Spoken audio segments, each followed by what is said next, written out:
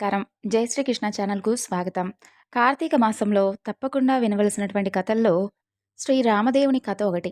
ఈ కథను ఎవరైతే భక్తి శ్రద్ధలతో వింటారో వారికి సకల ఐశ్వర్యాలతో పాటు సకల పాపహరణం కూడా కలుగుతుంది. కాబట్టి భక్తి శ్రద్ధలతో మనసును నిర్మలంగా ఉంచుకొని ఈ కథను ఆలకించండి. అనగనగా పూర్వకాలమున ఒక బ్రాహ్మణుడు ఉండేవాడు. అతని పేరు నాగంభట్టు. ఆయనకు ఒక పుత్రుడు, ఒక పుత్రిక ఉన్నారు. పుత్రుని పేరు నారాయణ భట్టు, పుత్రిక పేరు నారాయణమ్మ. వారు చాలా పేదవారు. భిక్షాటన చేసి కుటుంబ పోషణ చేసుకుంటూ ఉండేవారు. అలా కొన్నేళ్ళు అయ్యేసరికి నాగంభట్టు కాశీకి వెళ్ళి ధనం సంపాదించాలి అనేటటువంటి ఆశతో భార్యతో చెప్పి తెల్లవారుజామున నిద్రలేచి కాశీకి ప్రయాణమై అలా వెళుతూ వెళుతూ ఉండగా కొంత దూరం వెళ్తాడు. అలా వెళ్ళేసరికి దారిలో అతనికి సూత మహర్షుల వారు, వ్యాస మహర్షుల వారు, అలాగే నారద మహర్షి వారు ఎదురవుతారు. ఎదురయ్యి ఆ బ్రాహ్మణుణ్ణి ఈ విధంగా అడుగుతారు. ఓ బ్రాహ్మణుడా, ఎక్కడికి వెళ్తున్నావు అని అడుగుతారు. అయ్యా, నేను కాశీకి ధనం సంపాదించుకోవాలని చెప్పి ఆ ఆశతో కాశీకి వెళ్దామని చెప్పి ఈ విధంగా బయలుదేరానని చెప్పి ఆ యొక్క బ్రాహ్మణుడు చెబుతాడు. అప్పుడు వారు, ఓ వెర్రి బ్రాహ్మణుడా, కాశీకి వెళ్తే నీకు ధనం ఎవరైనా మూటగట్టిస్తారా ఏమిటి? కాశీకి వెళ్తే గంగా స్నానం దొరుకుతుంది, అలాగే విశ్వేశ్వరుల యొక్క దర్శనం దొరుకుతుంది, అన్నపూర్ణమ్మ తల్లి దర్శనం దొరుకుతుంది. అంతే తప్ప ధనాన్ని నీకెవరిస్తాడు చెప్పు? సరే, ఇదంతా దేనికి కానీ మేము మీకొక కథ చెబుతాను, వింటావా అని అడుగుతారు. అప్పుడు మీరు ఏ దేవుడి కథ గురించి చెప్తున్నారో వివరించండి స్వామి, తప్పకుండా వింటానంటాడు ఆ బ్రాహ్మణుడు. అప్పుడు వారు, పూర్వకాలమున కోసల రాజ్యం ఉండేది. ఆ యొక్క రాజ్యాన్ని పరిపాలించేటటువంటి మహారాజు దశరథ మహారాజు. ఆయన సంతానం లేక పిల్లల కోసమై పుత్రకామేష్టి యాగం చేయగా దేవతలు ప్రత్యక్షమై ఆయనకు పాయస పాత్ర ఇస్తారు. అది పట్టుకుని వెళ్ళి తన భార్యలైనటువంటి కౌసల్య, సుమిత్ర, కైకేయి అనేటటువంటి ముగ్గురు భార్యలకు ఇస్తాడు దశరథ మహారాజు. వారు ముగ్గురు కూడా భుజించగానే వారు గర్భవతులవుతారు. నవమాసాలు నిండగానే చైత్ర శుద్ధ నవమి నాడు పునర్వసు నక్షత్రమున శ్రీరామ, లక్ష్మణ, భరత, శత్రుఘ్నులు అనేటటువంటి నలుగురు కుమారులు జన్మిస్తారు. ఆ పిల్లవాళ్ళు దినదిన ప్రవర్ధమానులై బాలచంద్రుడి వలె పెరుగుతూ ఉంటారు. కొన్నాళ్ళు అయ్యేసరికి విశ్వామిత్రుడొచ్చి రామలక్ష్మణులిద్దరినీ కూడా యాగ సంరక్షణార్థం తనతో పాటు పంపమంటూ దశరథ మహారాజును అడగగా విశ్వామిత్రుడితో రామలక్ష్మణులను పంపించేందుకు దశరథుడు అంగీకరించగా ఆ యొక్క విశ్వామిత్రుడు వారిద్దరికీ కూడా బల, అతిబల అనేటటువంటి విద్యలను నేర్పిస్తాడు. రాముడు తాటికిని చంపి శివుని విల్లు విరిచి సీతను పెళ్లాడతాడు. అహల్యను శాప విమోచనం చేసి పరశురాముని యొక్క గర్వభంగం చేసి కైకవరం చేత 14 ఏళ్లు అరణ్యవాసంలో ఉండగా రావణాసురుడు సీతమ్మను ఎత్తుకుని పోగా లంకాపురానికెళ్ళి లంకా దహనం చేసి రావణాసురుని వధించి విభీషణుడుకు పట్టం గట్టి తిరిగి వచ్చి పట్టాభిషిక్తుడై సుఖంగా రాజ్యాన్ని ఏలుతూ ఉన్నాడు. ఇది రామదేవుడి కథగా చెప్పి 5 లక్ష్మీవారాలు పూజలు చేసి ఆవు నేతితో దీపం పెట్టి ఆవు పాలు, గోధుమ రవ్వ, పంచదార కలిపి 5 ఉండలుగా ప్రసాదం చేసి రామదేవుడికి నైవేద్యంగా పెట్టాలి. ఒక ముత్తైదువుకు, అలాగే ఇరుగు పొరుగు వారికి, అలాగే భార్య పిల్లలు కూడా ఆ యొక్క ప్రసాదాన్ని తినాలి. ఈ విధంగా 5 లక్ష్మీ వారాలు పూజ చేసుకోవాలి. నిత్యము కూడా ఈ యొక్క రామదేవుని కథ చెప్పుకున్న వారికి అష్టైశ్వర్యాలతో, సంపదలతో చక్కగా ఆనందంగా ఉంటారు. అలా ఆ యొక్క మహర్షులు ఆ బ్రాహ్మణుడికి ఈ కథ చెప్పి అక్కడి నుండి మాయమవుతారు. ఇక ఈ బ్రాహ్మణుడు ఇంటికి వెళ్ళి తర్వాత కాశీకి వెళ్దాంలే అని చెప్పి అనుకుంటాడు. తర్వాత కొంతకాలానికి మరలా కాశీకి వెళ్దామని చెప్పి అనుకొని కొంచెం ధనాన్ని మూటగట్టుకొని కాశీ కావడి భుజం మీద వేసుకొని కుమారుణ్ణి, కుమార్తెను పిలిచి, అబ్బాయి, అమ్మాయి, మీరు రామదేవుని కథ విడిచిపెట్టకుండా శ్రద్ధగా చెప్పుకుంటూ ఉండండి నారాయణమ్మతోనూ నారాయణ భట్టుతోనూ చెప్పి కాశీకి ప్రయాణమై వెళ్ళిపోతాడు. ఆ మరునాడు కుమారుడు ఆయవారానికి వెళ్ళి వచ్చి, అమ్మా, రామదేవుని కథ గురించి చెప్పబోతున్నాను, నువ్వు కూడా విందుగాని రామ్మా అని పిలుస్తాడు తల్లిని.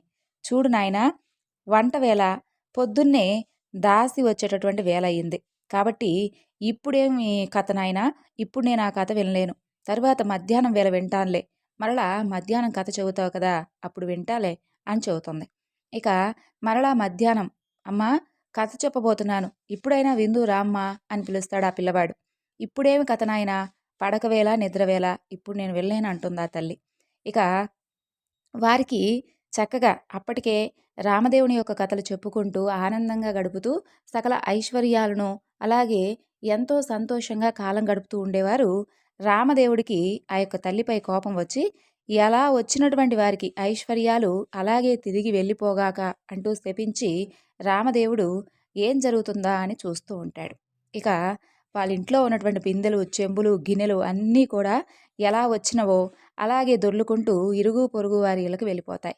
పూర్వం నుంచి వాళ్ళ ఇంట్లో ముష్టెత్తుకునేటటువంటి ఒక చిల్లు రాగి చెంబు కూడా దొర్లుకుంటూ వెళ్ళిపోతూ ఉంటుంది. అప్పుడు నారాయణమ్మ చూసి, "అమ్మా, కనీసం అదైనా ఉంచవే" అని చెప్పి అమ్మను అడుగుతుంది.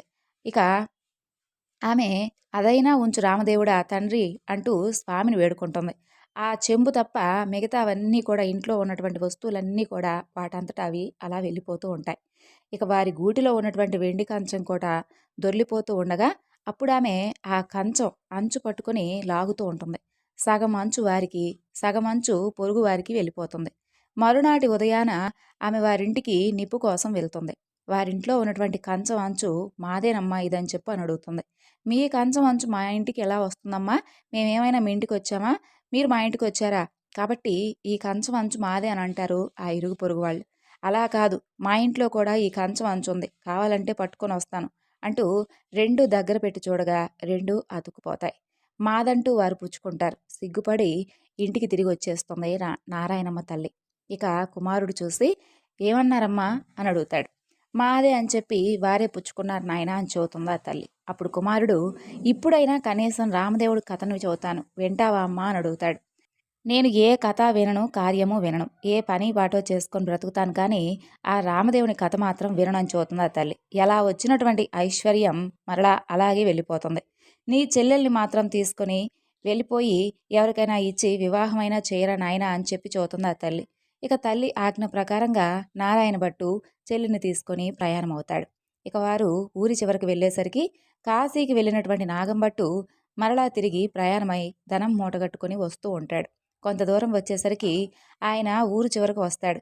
అక్కడ అతనికి కోనేరు కనిపిస్తుంది. ఆ కోనేరులో కాళ్ళు కడుక్కుంటూ ఉండగా ఎక్కడి నుండో కానీ ఒక పెద్ద గరుడ పక్షి వచ్చి అతని దగ్గర ఉన్నటువంటి డబ్బు మూటను ఎత్తుకొని వెళ్ళిపోతుంది. అయ్యో అంటూ నాగంభట్టు విచారిస్తూ ఇంటికి వస్తూ ఉండగా కొంత దూరం వచ్చేసరికి ఆయనకు నారాయణమ్మను, నారాయణ భట్టును చూసి, "అబ్బాయ్, అమ్మాయి, మీరు సుఖంగానే ఉన్నారా" అని అడుగుతాడు. "ఏముంది నాన్నగారు, మీరు యథాప్రకారంగా ఇప్పటి వరకు చక్కగా రామదేవుని కథను అలాగే స్వామివారి పూజను చేసుకున్న తర్వాత మనకు సకల ఐశ్వర్యాలు చక్కగా కలిగాయి. ఇప్పటి వరకు ఏమీ లోట్లేదు. మీరు కాశీకి వెళ్ళిన మొదలు కథ చెబుతాను వినమ్మా అంటే అమ్మ ఒక్కసారి కూడా వినలేదు. కాబట్టి రామదేవుడికి కోపం వచ్చి మనకు ఎలా వచ్చినటువంటి ఐశ్వర్యం మరలా అలాగే తిరిగి వెళ్ళిపోయింది" అంటూ జరిగిందంతా కూడా తండ్రికి వివరించి చెబుతాడు. ఇక అమ్మ ఆజ్ఞ ప్రకారం చెల్లిని వెంటబెట్టుకొని, "ఇదిగో, ఎవరికైనా కానీ వివాహం జరిపించమని చెప్పింది.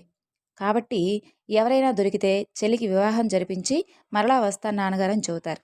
ఇక "మీ ఆజ్ఞ కూడా ఏమిటో చెప్పండి నాన్నగారు" అని అడుగుతారు.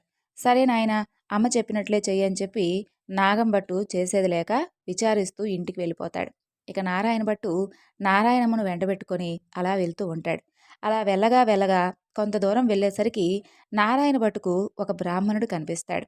కనిపించగానే, "ఓ బ్రాహ్మణుడా, నీకు నా చెల్లెల్నిచ్చి వివాహం చేస్తాను, చేసుకుంటావా" అని అడుగుతాడు. "నాకు పెళ్ళి వద్దు, పేరంటం వద్దు" అంటూ అక్కడి నుండి ఆ బ్రాహ్మణుడు వెళ్ళిపోతాడు. మరలా కొంత దూరం నారాయణ భట్టు, నారాయణమ్మ అలా వెళ్తూ ఉండేసరికి ఇంకొక బ్రాహ్మణుడు వారికి కనిపిస్తాడు. ఇక నారాయణ భట్టు అతనితో ఈ విధంగా అడుగుతాడు. "ఓ బ్రాహ్మణుడా, నా చెల్లెల్నిచ్చి వివాహం చేస్తాను, చేసుకుంటావా" అని అడుగుతాడు. "నాకు పెళ్ళి వద్దు, పేరంటం వద్దు, ఇదివరకే 2 భార్యలున్నారు" అని చెబుతాడు. ఇక తర్వాత మరలా కొంత దూరం వెళ్తూ ఉండగా తోవలో ఒక పెద్ద పూల తోట కనిపిస్తుంది. ఆ తోటలో అన్నా చెల్లెళ్ళిద్దరూ కూర్చొని రామదేవుడి కథ చెప్పుకుంటూ ఉండగా ఎక్కడి నుండో కానీ ఒక బ్రాహ్మణ యువకుడు వచ్చి పూలు కోసుకుంటూ ఉంటాడు. ఆ యువకుడిని చూసి, "ఓ బ్రాహ్మణుడా, నీకు నా చెల్లెల్నిచ్చి వివాహం చేస్తాను, చేసుకుంటావా" అని అడుగుతాడు. "పెళ్లి చేస్తానంటే వద్దంటానండి, కానీ మా గురువుగారు ఉన్నారు నాకు. వారి ఆజ్ఞ ప్రకారం ఆయన పెళ్లి చేసుకోమంటే తప్పకుండా చేసుకుంటానని" చెబుతాడు ఆ బ్రాహ్మణుడు. "మీ గురువుగారు ఎక్కడుంటారు" అని అడగగానే, "ఫలానా తోటలో ఉంటాడని" చెప్పాడు. వెంటనే నారాయణ భట్టు ఆ గురువుగారి దగ్గరకు వెళ్ళి, "అయ్యా గురువుగారు, మీ శిష్యుడికి నా యొక్క సోదరునిచ్చి వివాహం చేస్తాను, తమరు ఒప్పుకుంటారా" అని అడుగుతాడు. అంతటా ఆ గురువు, బ్రహ్మచారి గృహస్థుడుగా చేస్తానంటే వద్దంటానంటయ్యా, కానీ వాడి దగ్గర చింతాకంత బంగారం కూడా లేదు, గోపాదమంత భూమి కూడా లేదు. మీకు ఇష్టమైతే చేయండి, కష్టమైతే మానుకోండి అని చెబుతాడు.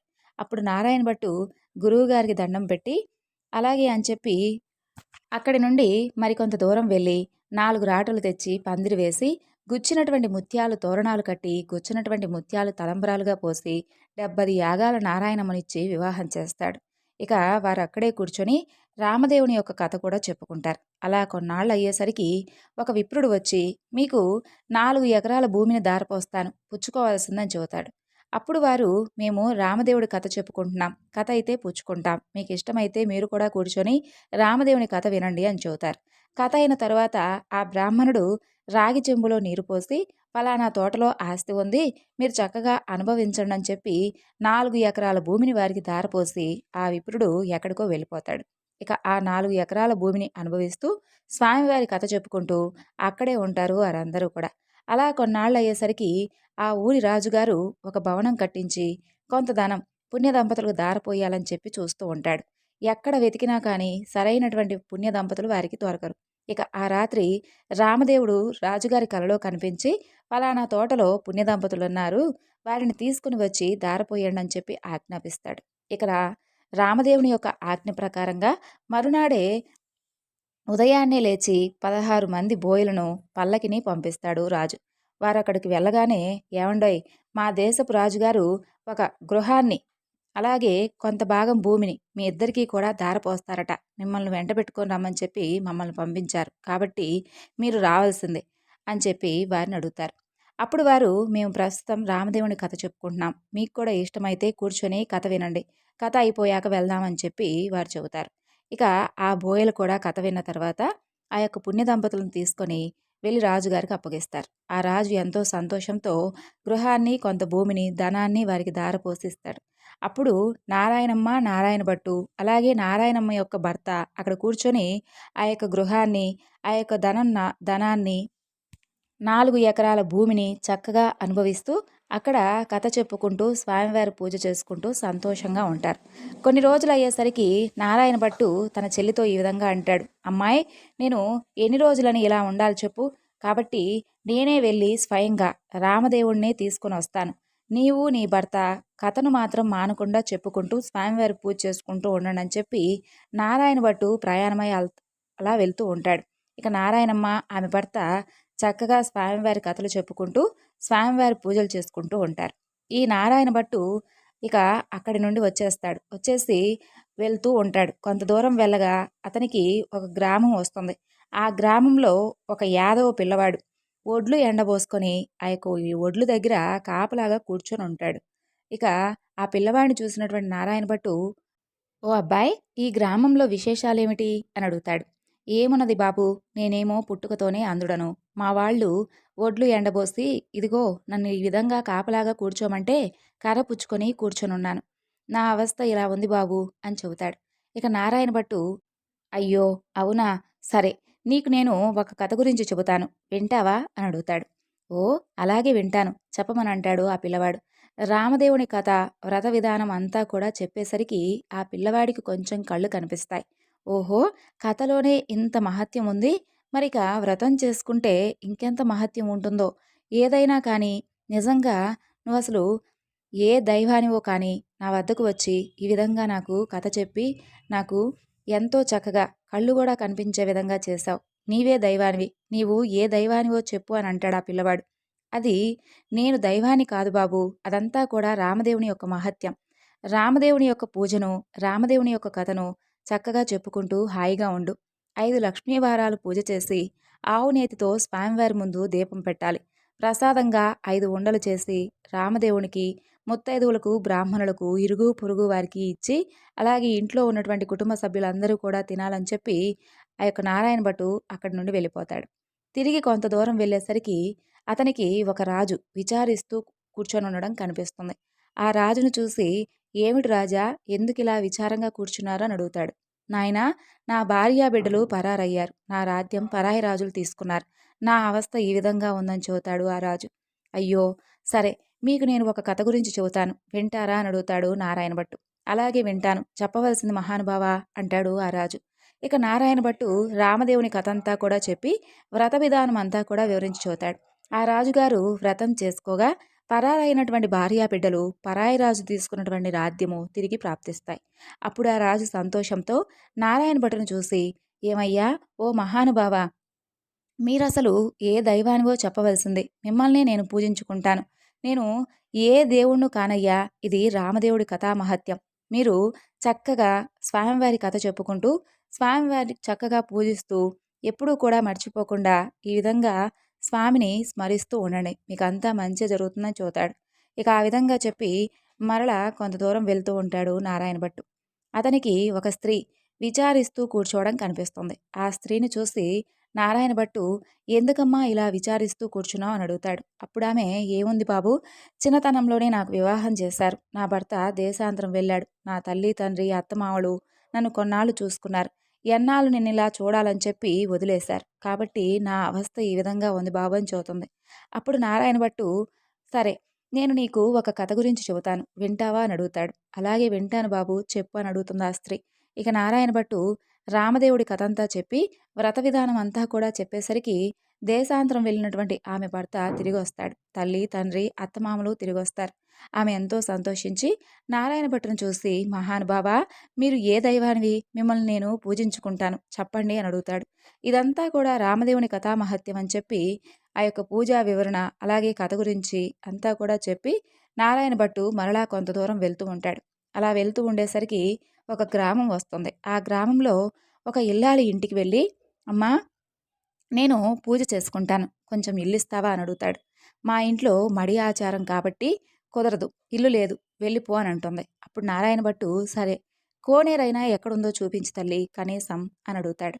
తూర్పు దిశ ఈశాన్య మూలంగా ఒక కోనేరుంది, వెళ్ళని చదువుతుంది ఆ స్త్రీ. అప్పుడు ఆ కోనేరు దగ్గరకు వెళ్ళి స్నానం చేసి మడిబట్ట ఆరవేసుకొని, ఇప్పుడైనా ఇల్లు ఇస్తావా తల్లి అంటూ ఆ యొక్క ఇల్లాలు వద్దకు వెళ్తాడు. ఇక ఆ ఇల్లాలు ఇంటి బయట తూర్పు దిశ ఈశాన్య మూలంగా కాస్త స్థలం ఉందని చెప్పి అతనికి ఒక పుచ్చుపీట ఇస్తుంది. ఇక అతను ఆ యొక్క పుచ్చుపీట పైన చక్కగా పసుపు రాసి బొట్టు పెట్టి దానిపైన రామదేవుని పటం పెట్టి కథ చదువుకుంటూ ఉంటాడు. అంతలో ఆమె యువతలకు వచ్చి చూడగా నారాయణ భట్టు ఆమెకు తాంబూలము దక్షిణ ప్రసాదం ఇస్తాడు. ఆమె పుచ్చుకొని లోపలికి వెళ్ళిపోతుంది. నారాయణ భట్టు కథ చదువుకొని అక్షంతలు తల మీద వేసుకొని ఆ ఇంటి మీద కూడా కాసిని అక్షంతలు వేసి వెళ్ళిపోతాడు. అతను అలా వెళ్ళగానే ఆ ఇల్లు ఇంద్రభవనంగా మారిపోతుంది. అప్పుడు ఆయవారానికి వెళ్ళినటువంటి ఆ యొక్క స్త్రీ భర్త తిరిగి వస్తే ఆ ఇల్లు మాదా కాదా అని తెలుసుకోలేక అంతా కూడా వెతుకుతూ ఉంటాడు. ఆమె వీధి అరుగు మీద కాపలా కూర్చొని ఇలా అంటుంది, ఏమయ్యా, ఇది మన ఇల్లే అని చెబుతుంది. అంతలో ఆమె భర్త ఎడమోట పెడమోట వేసుకొని ఇల్లు కానరాక కంగారు పడుతూ అక్కడే ఆశ్చర్యంగా నిలబడి ఆమె వైపు చూస్తూ ఉంటాడు. ఇక ఆమె చూసి, ఇదే మన ఇల్లు, ఇలా రండి అంటూ, మన ఇల్లు కాదనుకుంటున్నారా, ఇది మన ఇల్లే, అసలు ఈ విధంగా ఎందుకు జరిగిందో కూడా వివరించి చెబుతాను వినండి. ఎక్కడి నుండో కానీ ఒక బ్రాహ్మణుడు వచ్చాడు. పూజ చేసుకుంటాను, ఇల్లు ఇవ్వమని అడిగాడు. నేను అప్పుడు అతన్ని ఇల్లు ఇవ్వను, వెళ్ళిపో అని చెప్పాను. కనీసం ఆయన కోనేరైనా చూపించు తల్లి అని అడిగాడు. అప్పుడు నేను తూర్పు దిశగా ఈశాన్య మూల కోనేరు ఉందని చెప్పాను. ఇక అతను కోనేరు దగ్గరకు వెళ్ళి స్నానం చేసి వచ్చి, ఇప్పుడైనా కనీసం ఇల్లు ఇస్తావా తల్లి అని అడిగాడు. నేను అతనికి ఇల్లు ఇవ్వకుండా ఇంటి బయట ఒక స్థలం చూపించి ఒక పుచ్చుపీటను అతనికి ఇచ్చాను. అతను రామదేవుడి కథ చెప్పుకొని స్వామివారికి పూజ చేశాడు. ఆ తరువాత అక్షింతలు తాను వేసుకొని మన ఇంటిపై కూడా చల్లాడు. ఆ తరువాత ఇల్లు చూస్తే ఈ విధంగా మారిందని చెబుతుంది. ఇదంతా కూడా ఆ యొక్క వ్రతమహత్యం వలన జరిగిందని చెప్పి ఆ భార్య చెబుతుంది. అప్పుడు ఈ మాటలన్నీ విన్నటువంటి ఆమె భర్త, ఓసి పిచ్చిదానా, నీవు పూజ చేసుకుంటానంటే వద్దు అంటావా, ఓ నిర్భాగ్యురాలా, పాపిష్టిదానా, అతను ఏ దిశగా వెళ్ళాడో కనీసం అదైనా చెప్పు అని చెప్పి అడుగుతాడు. అతను ఈశాన్య మూలగా వెళ్ళాడండి అని చెప్పి చెబుతుంది. ఇక అతను నారాయణ భట్టును వెతుక్కుంటూ బయలుదేరతాడు. కొంత దూరం వెళ్ళగా నారాయణ భట్టు ఆ బ్రాహ్మణుడు కనిపిస్తాడు. అప్పుడు ఆ బ్రాహ్మణుడు, ఏమండోయ్ మహానుభావ, మీరు మా ఇంటికి రావాల్సింది, మిమ్మల్ని మేము పూజించుకుంటామని చెబుతాడు. మీ ఇంటికి ఇప్పుడు నేను రాలేనయ్యా, రామదేవుని కోసం వెళ్తున్నాను అని చెప్పి ఆ నారాయణ భట్టు చెబుతాడు. అప్పుడు ఆ బ్రాహ్మణుడు, అలా కాదు మహానుభావ, మీరు మా ఇంటికి వచ్చి పూజ చేసుకుంటానంటే మా ఆవిడ ఇల్లు ఇవ్వనని చెప్పింది కదా, కాబట్టి మాది తప్పు, మా తప్పును క్షమించి మా ఇంటికి ఒక్కసారి రావాల్సిందే. మీరు అసలు ఏ దైవానివో చెప్పండి. మిమ్మల్నే మేము పూజించుకుంటాం అని అంటాడు. మీ ఇల్లు కాబట్టి మీరు ఇవ్వనన్నారు. అందులో మీ తప్పేమీ లేదు. రావడం నాదే తప్పు అని అంటాడు నారాయణ భట్టు. నేను ఏ దేవుడినో కాదయ్యా. ఇది రామదేవుడి కథామహత్యం వలన ఈ విధంగా జరిగింది. మీరింటికి వెళ్ళి చక్కగా రామదేవుడి కథ చెప్పుకుంటూ, స్వామివారి మహత్యం గురించి వింటూ, స్వామివారి పూజ చేసుకోండి. మీకంతా కూడా మంచి జరుగుతుంది అని చెప్పి చెబుతాడు నారాయణ భట్టు. అప్పుడు ఆ బ్రాహ్మణుడు ఇంటికి వచ్చి కథలోనే ఇంత మహత్యం ఉంది, వ్రతం చేసుకుంటే ఇంకెంత మహత్యం ఉంటుందనని చెప్పి చక్కగా పూజ చేసుకొని కథ చెప్పుకొని అప్పటి నుండి అష్టైశ్వర్యాలతో అష్ట సంపదలతో తూలతూగుతూ ఉంటారు ఆ దంపతులు. ఇక నారాయణ భట్టు ఎండనక వాననక తిండనక తిప్పలనక ఆకలనక దప్పికనక చెట్టనక పుట్టనక నీడనక భయమనక అర్ధరాత్రనక అరణ్యాల వెంటబడి వెళ్తూ ఉంటాడు. కొంత దూరం వెళ్ళేసరికి నారాయణ భట్టు మూర్ఛిల్లి ముఖం తిరిగి కింద పడిపోతాడు. అప్పుడు రామదేవుడికి అతనిపై దయ కలిగి ఒక ముసలి బ్రాహ్మణ వేషంలో వచ్చి నారాయణ భట్టు ముఖం తుడిచి అతన్ని లేవదీసి మంచినీళ్ళిచ్చి మా ఇంట్లో భోజనం చేద్దురా అని చెప్పి పిలుస్తాడు. నేను భోజనం మాత్రం చేయను. నేను రామదేవుడి కోసం వెళ్తున్నాను. ఒక కోనేరు మాత్రం చూపిస్తే స్నానం చేసొస్తానంటాడు. తూర్పు దిశ ఈశాన్య మూల ఒక కోనేరుంది. వెళ్ళని చూతాడు ఆ ముసలి బ్రాహ్మణుడు. ఇక నారాయణ భట్టు ఆ కోనేరు వద్దకు వెళ్ళి స్నానం చేసి పైకి వచ్చేసరికి అక్కడ ఇంద్రభవనంలా మారిపోతుంది. లోపలికొచ్చేసరికి సీతమ్మ తల్లి వెండి కంచాలు, వెండి పీటలు, పైడి కంచాలు కనిపిస్తాయి. అప్పుడు నారాయణ భట్టుకు రామదేవుడు, సీతమ్మ ఎదురై మా ఇంట్లో భోజనం చేద్దువుగాని రా అని చెప్పి పిలుస్తారు. నేను భోజనం చేయను. రామదేవుడి కోసం వెళ్తున్నానని చూతాడు మరలా నారాయణ భట్టు. నేను రామదేవుడినని చూతాడు ఆ యొక్క ముసలి బ్రాహ్మణుడు. అయితే కావచ్చేమో మహానుభావ, నాకు దర్శనం కావాలి అని చెప్తాడు నారాయణ భట్టు. అప్పుడు పులిచర్మంతో, రుద్రాక్షలతో, విభూది రేఖలతో, నడుమున నాగాభరణంతో, శిరస్సున గంగతో, పక్కన పార్వతీదేవితో, త్రిశూలం త్రినేత్రముతో నందివాహనుడై పరమేశ్వరుడు ప్రత్యక్షమవుతాడు. అప్పుడు నారాయణ భట్టు స్వామివారిని స్తోత్రం చేస్తాడు. తర్వాత నారాయణ భట్టు ముందు విష్ణుమూర్తి కూడా ప్రత్యక్షమవుతాడు. అప్పుడు విష్ణుమూర్తి వక్షస్థలంబున వనమాలికతో, మెరుపుతీగ వంటి లక్ష్మీదేవితో చక్కగా శంఖచక్ర గదాధారి అయి నెమలిపించం ధరించి అతని ఎదుట ప్రత్యక్షమవుతాడు. అప్పుడు హరిని కూడా ఈ విధంగా స్తోత్రం చేస్తాడు నారాయణ భట్టు. ఆ తర్వాత నారాయణ భట్టు మళ్ళా స్తోత్రం చేయగా హనుమ, సీతారామ లక్ష్మణ, భరత శత్రుఘ్నుడు సపరివార సమేతంగా శ్రీరామచంద్రుడు ప్రత్యక్షమవుతారు. అప్పుడు రామదేవుడు ఇప్పుడైనా భోజనం చేస్తావా అంటూ నారాయణ భట్టును అడుగుతాడు. అలాగే చేస్తానంటూ భోజనమైన తర్వాత నాతో పాటు వస్తానని అభయమిస్తే తప్పకుండా భోజనం చేస్తానంటాడు నారాయణ భట్టు. అప్పుడు సీతమ్మ తల్లి 4 కూరలు, నవకాయ పిండి వంటలతో పంచపక్ష పరమాణాలు వండి వెండి కంచాలు, పైడిపీటలు వేసి వారి బంధుకోటి పరివార సమేతంగా నారాయణ భట్టుకు సీతమ్మ తల్లి భోజనం వడ్డిస్తుంది. అందరూ కూడా భోజనాలు చేసి లేచి కర్పూర తాంబూలం వేసుకున్న తర్వాత నాతో పాటు వస్తానని అభయం ఇచ్చావు కదా, కాబట్టి మా ఇంటికి నాతో పాటు రావాల్సిందని కోరుకుంటాడు నారాయణ భట్టు. ఆ విధంగా నారాయణ భట్టు ముందు నడుస్తూ ఉంటే రామదేవుడు వెనుకగా బయలుదేరి వెళ్తూ ఉంటారు. అలా కొంత దూరం వెళ్ళేసరికి నారాయణ భట్టు వెనక్కి తిరిగి చూస్తాడు. అప్పుడు అతనికి రామదేవుడు కనిపించడు. ఇక నారాయణ భట్టు ముఖం తిరిగి మూర్ఛ వచ్చి నేల మీద పడిపోతాడు. అప్పుడు మరలా రామదేవుడికి దయగలిగి ఒక ముసలి బ్రాహ్మణ వేషంలో వచ్చి నారాయణ భట్టు ముఖం తుడిచి లేవదీసి మంచినీళ్ళు ఇచ్చి ఈ విధంగా పడిపోయావు, నాతో పాటు నడవలేని వాడువు నన్నెందుకు రమ్మంటున్నావు అని అడుగుతాడు. దేవా, నీ మహిమను బ్రహ్మాది దేవతలు, యోగీశ్వరులు, మునీశ్వరులు, తపస్సులు కూడా తెలుసుకోలేరు.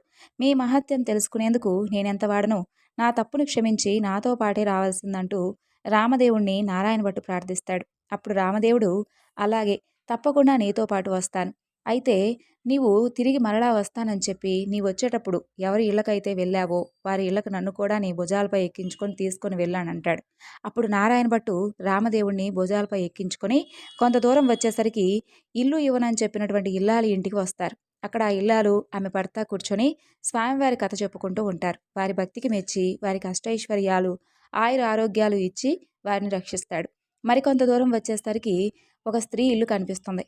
అక్కడికి ఆ స్త్రీ అలాగే ఆమె భర్త కూడా చక్కగా కూర్చొని కథ చెప్పుకుంటూ ఉంటారు. వారికి ఐశ్వర్యాలు, ఆయుర ఆరోగ్యాలు, సిరి సంపదలు ఎడబాయకుండా ఇచ్చి వారిని కూడా రక్షిస్తాడు స్వామివారు. మరికొంత దూరం వచ్చేసరికి ఆ యొక్క యాదవ పిల్లవాడి ఇల్లు వస్తుంది. ఆ రోజు ఆదివారం. నారాయణ భట్టు చెప్పినటువంటి మాదిరిగా పూజ చేసుకొని కథ చెప్పుకుంటూ ఉంటాడు ఆ పిల్లవాడు. వారిని మెచ్చి వారికి కూడా ఐశ్వర్యాలు, ఆయుర ఆరోగ్యాలను ఇచ్చి వారిని కూడా కాపాడి రక్షిస్తాడు. మరలా కొంత దూరం వచ్చేసరికి చెల్లెలి ఇల్లు వస్తుంది. అక్కడ వారు రామదేవుని కథ చెప్పుకుంటూ బంగారపు తూగుటుయ్యాల్లో ఊగుతూ ఉంటారు. వారిని మెచ్చి ఆయురారోగ్యాలిచ్చి వారిని కూడా రక్షిస్తాడు. అప్పుడు నారాయణమ్మ తమ ఇంటికి అన్నయ్య వచ్చాడని చెప్పి కాళ్ళు కడుక్కునేందుకు నీళ్ళిచ్చి దాహానికి మజ్జిగిచ్చి మర్యాద చేస్తుంది. అప్పుడు నారాయణ భట్టు, అమ్మాయి, నన్ను ఇలా మర్యాద చేయనక్కర్లేదు. నేను రామదేవుని తీసుకుని వచ్చాను. నీవు నీ భర్త మా ఇంటికి రండి. మనమందరం కూడా పూజ చేసుకుందామని చెబుతాడు. అప్పుడు ఆమె సంతోషంతో అలాగే నన్నయ్య, తప్పకుండా వస్తానని చెబుతుంది. ఇక నారాయణమ్మ ఆమె భర్తతో, నారాయణ భట్టు రామదేవుడితో అందరూ కూడా వారందరూ బయలుదేరి వారి గ్రామం పొలిమేరకు వచ్చేసరికి గ్రామంలో వారందరూ కూడా వారిని చూసి పరుగు పరుగున పోయి వారి తల్లిదండ్రులతో, ఏమండోయ్ నాగంభట్టు గారు, మీ అబ్బాయి, మీ అమ్మాయి, అల్లుడు ఇంకా ఎవరెవరో బయలుదేరి వస్తున్నారయ్యా అంటూ పరుగు పరుగున వెళ్ళి చూతారు. అప్పుడు నారాయణ భట్టు తల్లిదండ్రులు కూడా ఎంతో సంతోషంతో కుమారుణ్ణి కుమార్తెను చూసి కౌగిలించుకోబోతారు. అప్పుడు నారాయణ భట్టు చూసి, అమ్మా, నన్ను ముట్టుకోవద్దు. అప్పుడు నేను రామదేవుడిని తీసుకొని వస్తానని చేతే కానీ మీరు పట్టించుకోలేదు. కనీసం స్వామివారి కథ అయినా వినమంటే మీరు అస్సలు వినలేదు. సరే, ఇప్పటికైనా మీ తప్పును మీరే సవరించుకొని నేను ఒక పని చెబుతాను, చేస్తారా అని అడిగి మీరు మా ఇంటికి వెళ్ళి చక్కగా రామదేవుని యొక్క పటాన్ని తీసుకొని ఇంటినంతా కూడా శుభ్రం చేసి 4 మూలలు ఇల్లంతా దులిపి చక్కగా ముగ్గు పెట్టి పచ్చగా పసుపు రాసి మామిడాకుల తోరణాలు కట్టి ఒక పీటకు పసుపు రాసి బొట్టు పెట్టి తూర్పు దిశ ఈశాన్య మూలగా ఉంచి స్వామివారి పటాన్ని పెట్టి గోధుమ నూక, పంచదార, ఆవు పాలు కలిపి ప్రసాదాన్ని 5 ఉండలు చేసి పూజకు అన్నీ కూడా సిద్ధం చేసి నాకు కబురు చేయండి. అప్పుడు నేను రామదేవుణ్ణి తీసుకుని వస్తానని చెబుతాడు. ఇక వారు సంతోషంగా ఇంటికి వచ్చి 4 మూలలా దులిపి అలికి ముగ్గులు పెట్టి చక్కగా వారు అన్ని ఏర్పాట్లు కూడా చేస్తారు. ఇక ఆ యొక్క గ్రామం వీధుల్లో నారాయణ భట్టు రామదేవుణ్ణి భుజాలపై ఎక్కించుకొని ఆ గ్రామం 4 వీధులు ఊరేగించి ఇంటికి తీసుకువచ్చి రామదేవుడితో, తండ్రి, మా ఇంట్లో మీరు కుడిపాదం పెట్టాలి అని చెప్పి ప్రార్థిస్తాడు. అప్పుడు రామదేవుడు వారింట్లో కుడిపాదం పెట్టేసరికి పెద్ద పెద్ద ఇంద్రభవనంగా మారిపోతుంది వారి ఇల్లంతా కూడా. అప్పుడు నారాయణ భట్టు రామదేవుడితో, అపరాధిని కాబట్టి నాకున్నటువంటి ఈ పుచ్చుపేటపై సింహాసనమేనని చెప్పి దయ ఉంచి తమరు కూర్చుండవలసింది అంటూ వినయంగా ప్రార్థిస్తాడు. అతని మాటలకి రామదేవుడికి జాలి కలిగి ఆ పీట మీద కూర్చునేసరికి అది వజ్రాలు, వైడూర్యాలు, కెంపులు, మాణిక్యాలతో చేసినటువంటి బంగారపు సింహాసనంగా మారిపోతుంది. ఇక హనుమ, సీత, లక్ష్మణ, భరత, శత్రుఘ్నాది సపరివార సహితంగా స్వామివారు తన ఇంట్లో ఆసీనులై వెలుస్తారు. అప్పుడు రామదేవుని వ్రతం చేసుకుందామనేసరికి అంతలోనే ఎక్కడి నుండో కానీ ఒక పేద బ్రాహ్మణుడు వచ్చి, ఏమండోయ్ నాగంభట్టు గారు, మీ అబ్బాయికి మా అమ్మాయినిచ్చి వివాహం చేస్తాం, ఒప్పుకుంటారా అని అడుగుతాడు. పెళ్లి చేస్తానంటే వద్దంటానా బాబు, అలాగే చేసుకుంటాం అని అంటాడు. ఇక నాగంభట్టు గారు చక్కగా పందిర్లు వేయించి చక్కగా అన్నీ కూడా పెళ్లికి కావలసినటువంటి ఏర్పాట్లన్నీ చేస్తారు.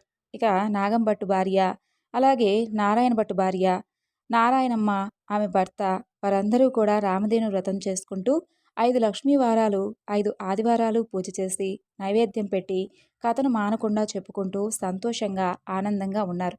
వారి భక్తికి మెచ్చినటువంటి శ్రీరామచంద్రుడు ఈ యొక్క నోమును ప్రపంచమంతా కూడా నోచిన వారందరూ కూడా అష్టైశ్వర్యవంతులై సుఖంగా ఉంటారు అంటూ వారిని ఆశీర్వదిస్తాడు. విన్నారు కదండి రామదేవుని యొక్క కథ. ఎవరైతే ఈ కథను భక్తి శ్రద్ధలతో వింటారో, అలాగే ఎవరికైతే వినిపిస్తారో వారికి ఉన్నటువంటి సకల పాపాలు కూడా తొలగిపోయి సకల ఐశ్వర్యాలతో సంతోషంగా ఉంటారు.